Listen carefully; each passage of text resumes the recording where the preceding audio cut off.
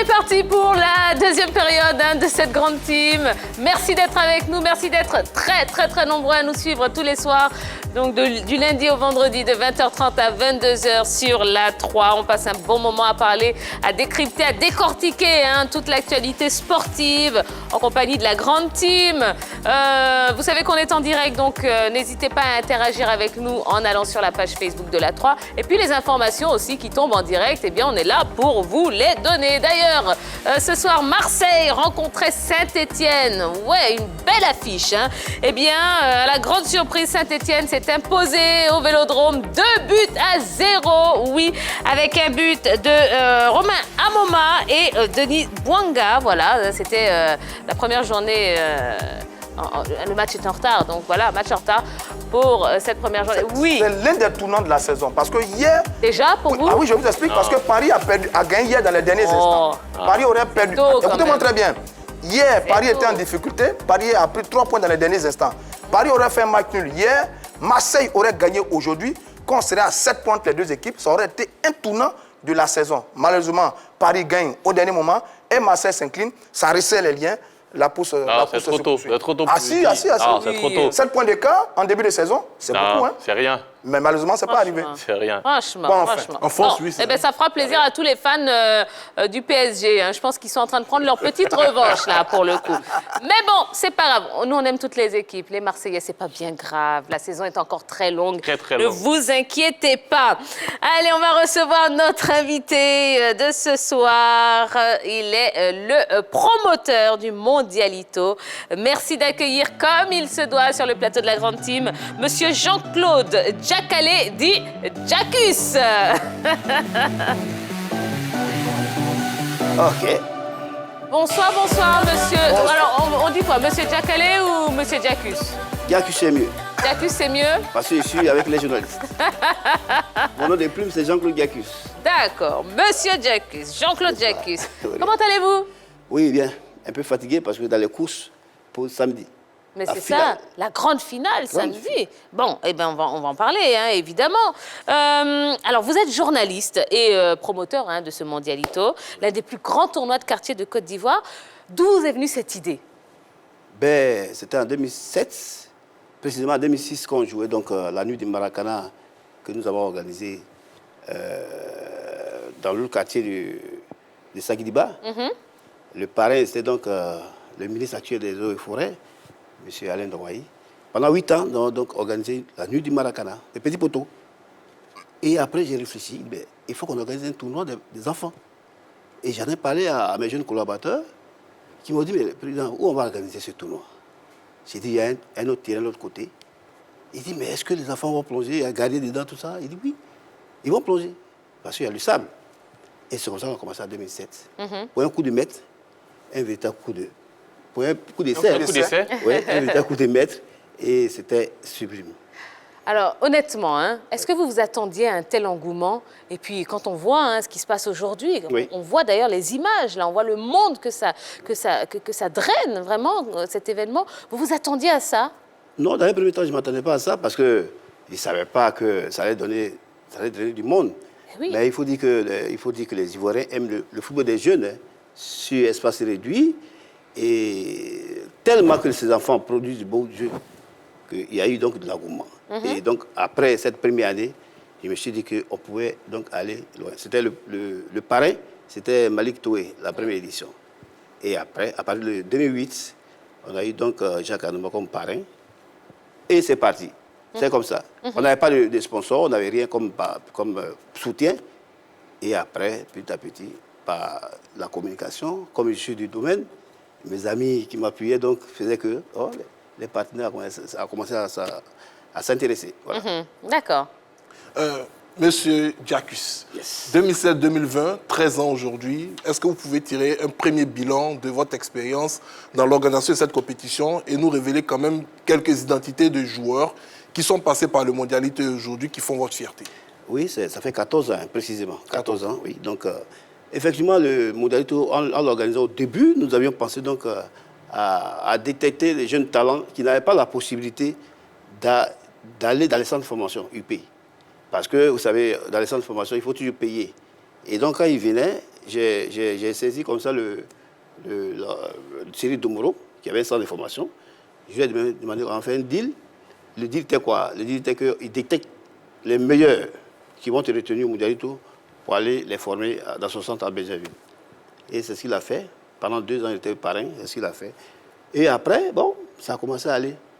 Mais au niveau du bilan, je pense qu'il y a quand même des joueurs. Le plus connu, c'est Kessie Franck. Ouais, le plus connu. Il était dans l'équipe de Dallas. Et aujourd'hui, il fait la fierté. Et après lui, il y a eu donc d'autres, comme Diago Parfait, Dakwa Elgar, comme Idriss Doumbia. Ils sont venus. Ils ont été détectés là, hein, et ils sont partis en Europe. Donc, je pense que ça continue. Il y a même des joueurs de Racing Club qui viennent de partir. Hein. Il y a Zouri qui est parti. Amel. Voilà, Amel, il était là. Et il y a d'autres joueurs que le coach, sinon le président de cette équipe-là, tout à l'heure, m'en a parlé.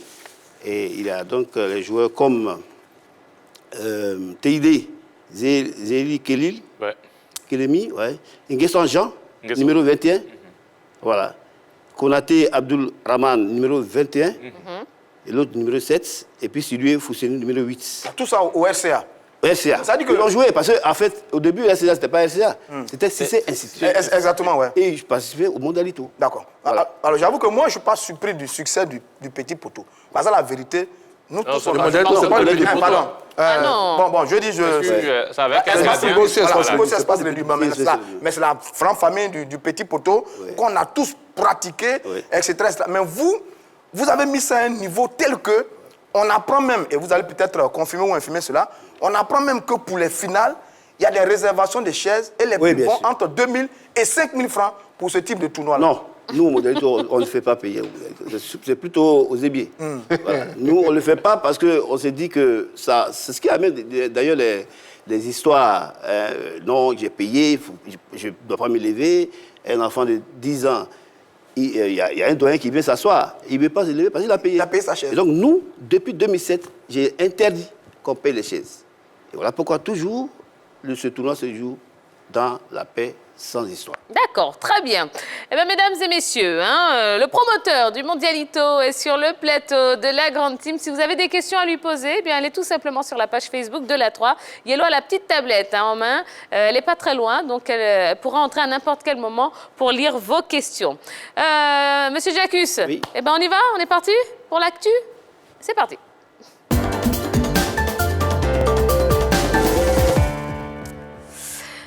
Considérés comme des viviers de talent, les tournois de quartier, communément appelés comités, connaissent un réel succès et cela n'est pas prêt de s'arrêter. Comité. En Côte d'Ivoire, c'est le nom qu'on donne aux tournois de quartier. Toutes les vacances scolaires, les meilleurs joueurs se retrouvent sur des terrains vagues pour taper dans le ballon. Au fil des ans, ces tournois ont gagné en notoriété pour devenir des labels. Zébier, Mondialito, Tchan-Tchan, pour ne citer que ceux-là, sont devenus des rendez-vous incontournables du football amateur en Côte d'Ivoire. Alors que le foot de haut niveau en Côte d'Ivoire, notamment le championnat national, peine à rassembler du monde dans les gradins, les comités en refusent. Les après-midi de match, les abords des terrains qui abritent ces rencontres deviennent exigus. Des heures en avance, des places sont réservées. Personne ne veut manquer ce rendez-vous du ballon rond et surtout du talent. Car, en effet, ces tournois rassemblent des pépites. Des garçons doués dont certains ont la chance d'intégrer les centres de formation ou les catégories jeunes de certains clubs de l'élite ivoirienne. D'ailleurs, à défaut de compétition de jeunes, des formations permettent à leurs gamins de s'aguerrir en se frottant à d'autres à travers ces tournois ou des matchs d'exhibition enlevés de rideaux de certains matchs. Dans l'ombre des compétitions officielles organisées par la Fédération ivoirienne de football, les tournois de quartier connaissent une certaine réussite. À qui profitent-ils véritablement ? Alors, c'est incroyable l'engouement qu'il y a pour ces tournois, ces tournois de quartier. Qu'est-ce que ça vous inspire quand vous voyez toutes ces images-là, Henri Jo? Je dirais que je vais emprunter le mot de Roger Stéphane, c'est exceptionnel. Exceptionnel. Exceptionnel, voilà. Parce que les tournois se déroulent dans les quartiers, comme on le dit. Ouais. Et pour se déplacer, c'est pas compliqué. Comme vous voyez un peu, au niveau du Mondialito, c'est à Yopougon, Saguédiba. Et tous les quartiers qui sont autour de ce petit terrain-là, toute la population vient là à partir de 16 h pour venir regarder les enfants jouer. Donc, c'est vraiment quelque chose qui a été vraiment pensé. Et puis, c'est bien, l'organisation est bien au niveau, par exemple, du Mondialito. Donc voilà, moi, sincèrement, je félicite M. Diacus ici pour cette initiative. Ben, moi, je vais relever un élément au-delà même de l'aspect purement football de ces compétitions. Ces compétitions, dans un premier temps, permettaient de révéler les talents des footballeurs. Mais aujourd'hui, elles révèlent tout ce qui a trait au football. Rijo ne me dira pas le contraire. Il y a même des commentateurs qui ont commencé par des stades, par ces compétitions de proximité. Moi, par exemple, Rijo, voilà. Et donc, c'est devenu un véritable vivier, mais il faut le dire, c'est un vivier de talents plein aujourd'hui, ce genre de compétition. Et avec tout simplement l'habitude de l'organisation, on est passé à une autre étape, à une autre phase. On a ces compétitions aujourd'hui qui attirent des sponsors. Parce qu'on le sait, les sponsors vont là où il y a la population et cela permet également aux organisateurs et aux différents acteurs de pouvoir avoir tout simplement une visibilité et même, pourquoi pas, certaines rémunérations pour les motiver, pour les galvaniser. Ces compétitions de jeunes permettent à toute cette jeunesse, pendant ces grandes vacances, de ne pas tout simplement se retrouver dans l'oisiveté. Et pour ça, rien que pour ce travail d'encadrement, il faut féliciter tous les promoteurs de ce genre d'activité. Alors, est-ce que vous pensez que la FIF devrait s'intéresser justement à ce genre de tournoi et éventuellement en organiser plus? Non, Monsieur Diacus. Bon, d'abord, c'est des tournois privés. Chacun peut se lever pour organiser ces tournois. Mais je pense que la FIF devrait effectivement s'intéresser, surtout quand on la sollicite. Moi, j'étais à la FIF quand j'ai commencé, en 2007, j'étais à la FIF. Et donc, j'ai été quand même aidé au niveau des ballons. Les ballons, la FIF me donnait beaucoup de ballons pour jouer. Mais véritablement, je n'ai pas senti la FIF. Voilà, je n'ai pas senti la FIF auprès de moi, auprès des autres. Parce que quand on organise, il y a aussi les moyens qu'il faut donner.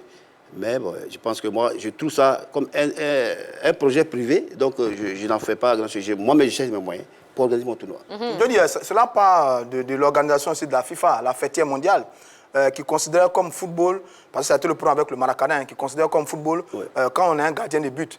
Bon, donc il y a deux qui sont reconnus. Il y a le beach-soccer et puis le football de salle, le futsal, qui sont vraiment reconnus. Bon, ceux-là, ils sont encore, je ne sais pas comment j'ai dit ça, on va dire en gestation, qui sont en train de se chercher un peu les repères. Maintenant, est-ce que la fédération peut, oui, bon, dans un certain sens, contrairement au petit poteau qui est autre chose par rapport à ça, bon, ça, comme il y a un poteau, oui, la fédération peut peut-être saisir la balle au bon pour aller faire de la détection, de la prospection par rapport à des jeunes talents, parce qu'il faut savoir que là-bas, mais il y a des talents.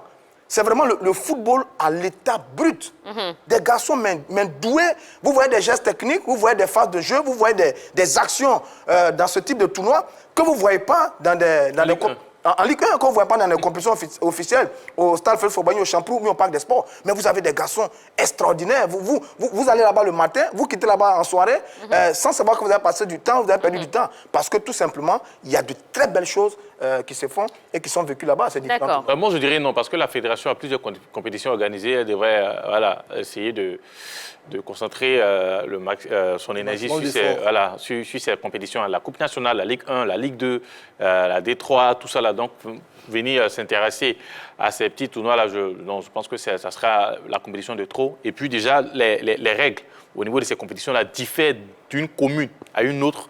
On a le Mondialito. Vous allez peut-être à Koumassi trouver un tournoi similaire, mais qui n'a pas les mêmes règles qu'au Mondialito. Donc déjà, il faut penser à uniformiser la chose. Il faut penser à uniformiser la chose. Et ça sera, je ne sais pas, une compétition de trop, d'autres choses à apporter à la fédération qui, normalement, n'arrive même pas à bien organiser ce qu'elle a déjà. Voilà. Monsieur Diacus. Moi, je pense, au lieu de se concentrer sur la fédération, il faut plutôt tirer à boulet rouge sur les clubs.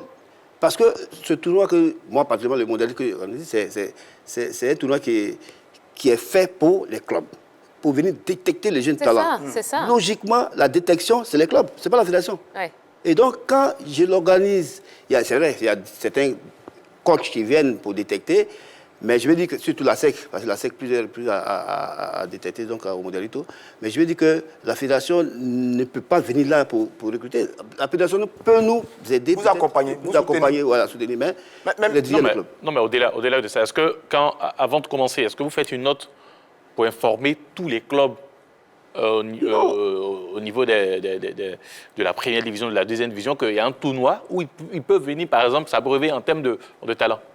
Mais je pense parce que s'ils ne sont pas informés, non, mais ils le peuvent pas tournoi venir. le plus médiatisé en Côte d'Ivoire, au niveau des tournois de proximité, je pense que c'est le Mondialito. Oui, mais... Non, mais voilà. est-ce que de pas. façon directe? Non, je veux dire que je n'ai pas... vous pouvez aussi lancer les invitations. Bien sûr. Non, les invitations, oui. Oui, les invitations, quand il y a le lancement et à la finale, mais je veux dire que pendant les matchs, les éliminatoires, d'habitude, nous faisons 32 équipes. Cette année, à cause de la situation sanitaire, on a fait 16. Mais je veux dire que pendant tout un mois, toute la période des vacances, on joue. Et ça passe dans les journaux, ça passe partout. Et donc, je pense qu'on ne peut pas forcément dire qu'il faut les inviter. C'est leur affaire. D'accord. Voilà. Alors, est-ce que vous pensez que les tournois de quartier peuvent remplacer les compétitions de jeunes aujourd'hui, M. Diacus? Moi, particulièrement, je pense que les compétitions de jeunes soulagent un tant soit peu les enfants, parce que nous l'organisons pendant une période donnée. Ce n'est pas pendant toute l'année. Alors que le championnat, à mon avis, devrait se jouer, le championnat des jeunes devrait se jouer, enlever des rideaux des matchs officiels de la Ligue 1, par exemple. D'accord, on va prendre un premier commentaire sur la page Facebook de la 3 avec Hello. Elle a pris beaucoup de gâteaux. Hein. Oui, je prie du poids même. On prendra le commentaire de Samba Delagny Samuel qui dit non, il faut une compétition de jeunes car nous avons besoin de ces jeunes-là pour les compétitions africaines et internationales. Voilà. Il a parfaitement raison. Parce que si on doit considérer ces tournois-là comme les tournois de jeunes, ça voudrait dire que nos équipes de Ligue 1 ne vont pas remplir le cahier de charge. Parce que le cahier de charge impose à chaque club d'avoir des équipes de jeunes.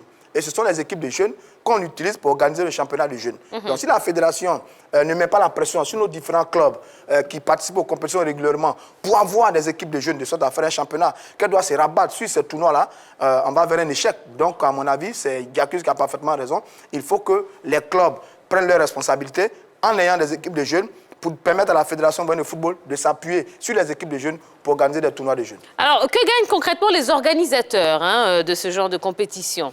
Est-ce que vous le faites, j'ai pas envie de dire à titre gracieux, de manière désintéressée, ou bien vous gagnez véritablement beaucoup d'argent? Non, ce n'est pas l'argent. Le premier objectif, ce n'est pas l'argent. Le premier objectif, d'abord, c'est d'animer nos quartiers. Moi, mon quartier, particulièrement le Saguidiba, je l'anime. Deuxièmement, donc, égayer ces jeunes-là qui sont en vacances. Parce qu'on joue chaque jour.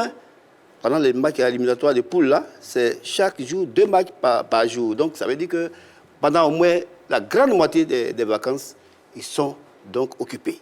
Ça, c'est là. Maintenant, au-delà de ça, c'est vrai que pour l'organiser, il faut avoir les moyens. Mais moi, je les cherche. J'écris à des partenaires. Mais vous avez beaucoup de sponsors, M. Diacus. Oui.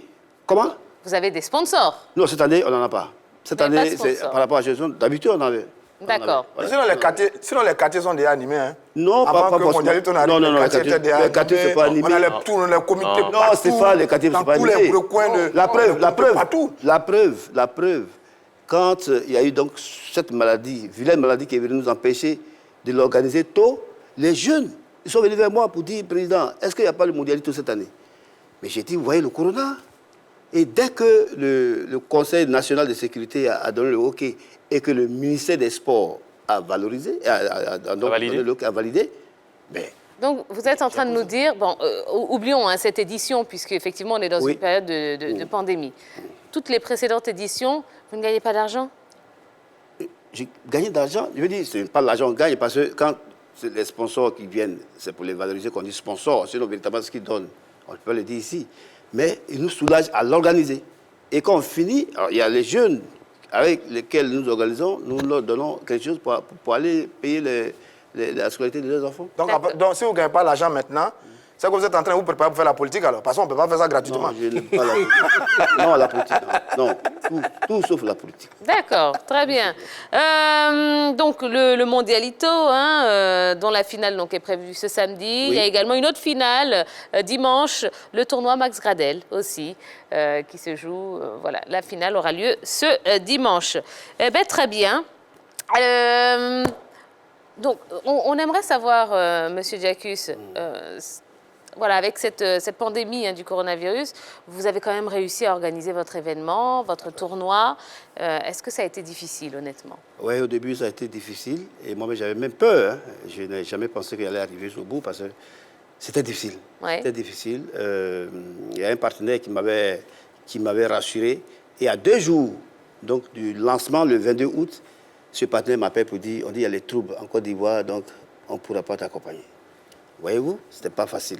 Mais par la grâce de Dieu, par la grande volonté de ses enfants, mon comité d'organisation, nous avons organisé.